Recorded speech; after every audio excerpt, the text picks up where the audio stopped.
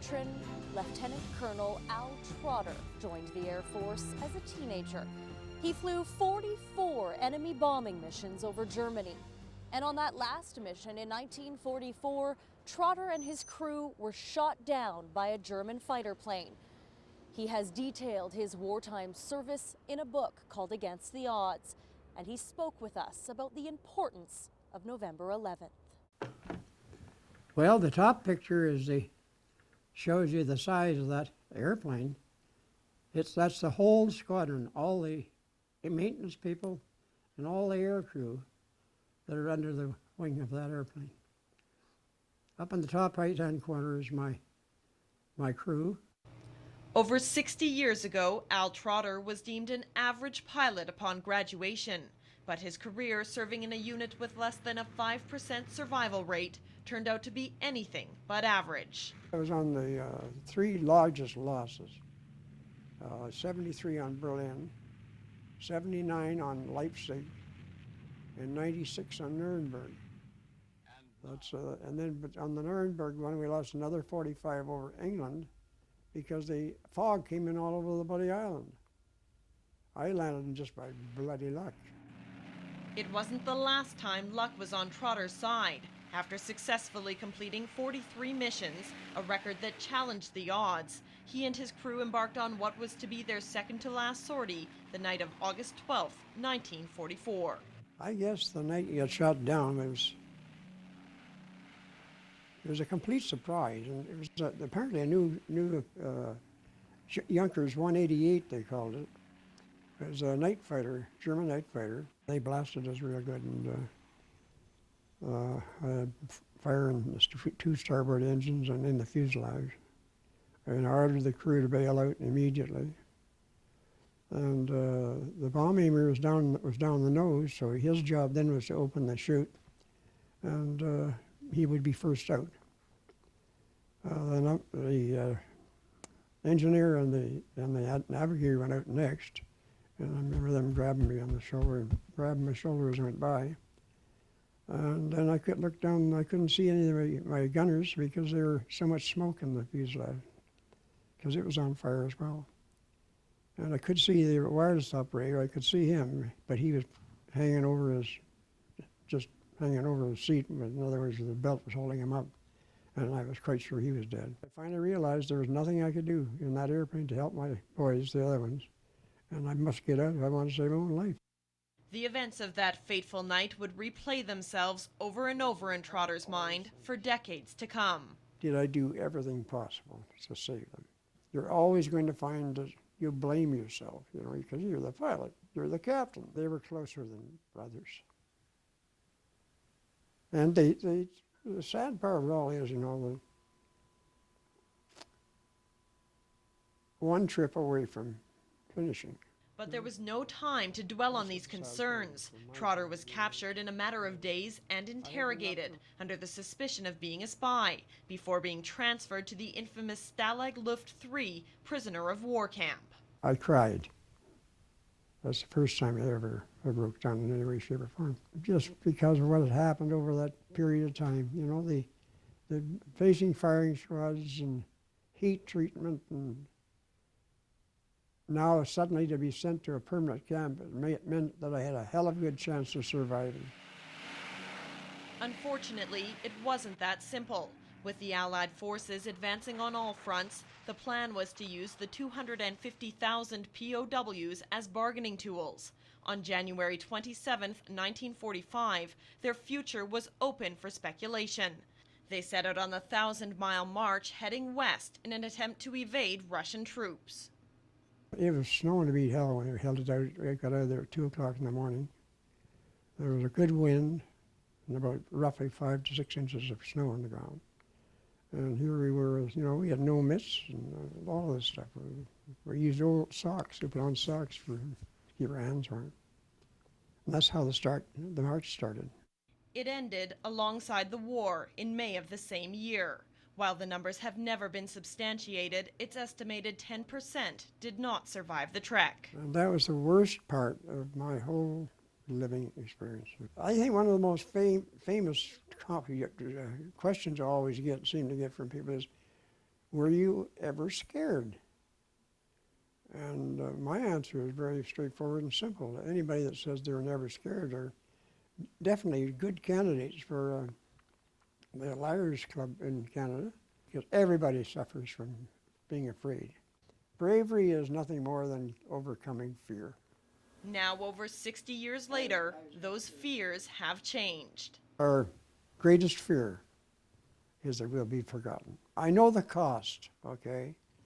I know the cost. I know that there are 57,000 young Canadians left their families and were killed overseas. The Air Force alone lost 17,000. The crew I was with lost 10,000. If they forget, boy, that means that it's a hell of a price we paid for people to forget.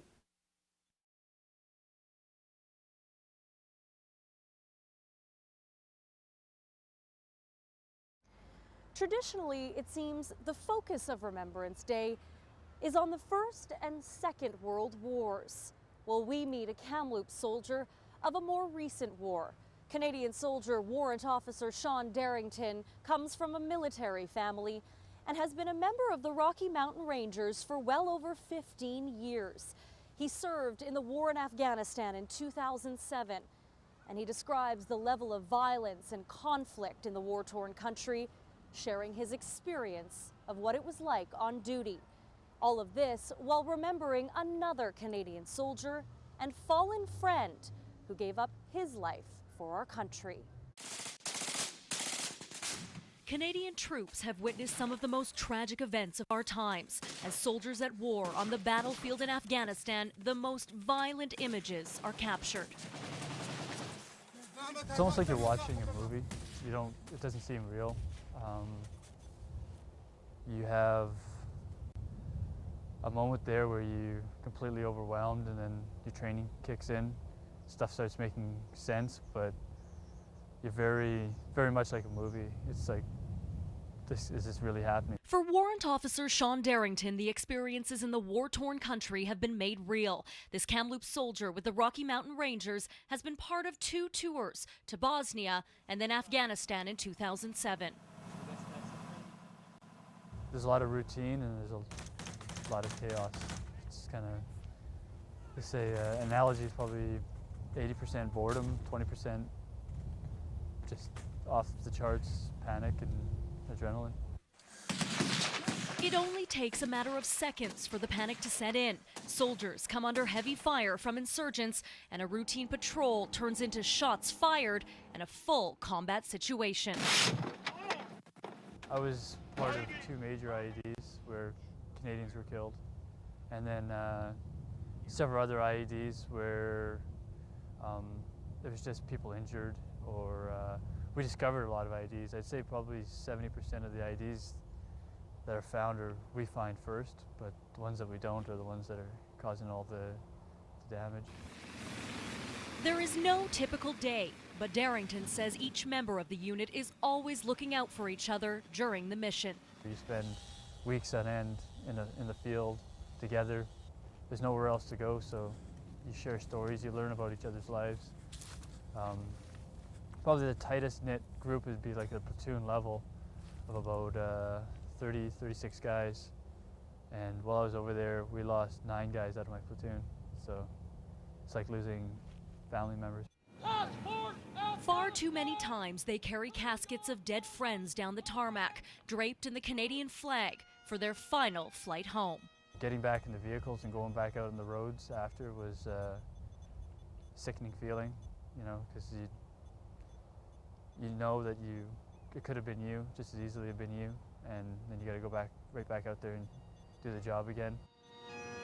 Remembrance Day always means a lot to Darrington, but this year it takes on a more special meaning. He'll be thinking of the 133 fallen Canadian soldiers, including Master Corporal Aaron Doyle, a Kamloops man who lost his life last August on his 5th operational tour and 3rd tour in Afghanistan. I kind of helped him join the Rangers and got him some paperwork, and we served together in the Rangers for about 3 or 4 years.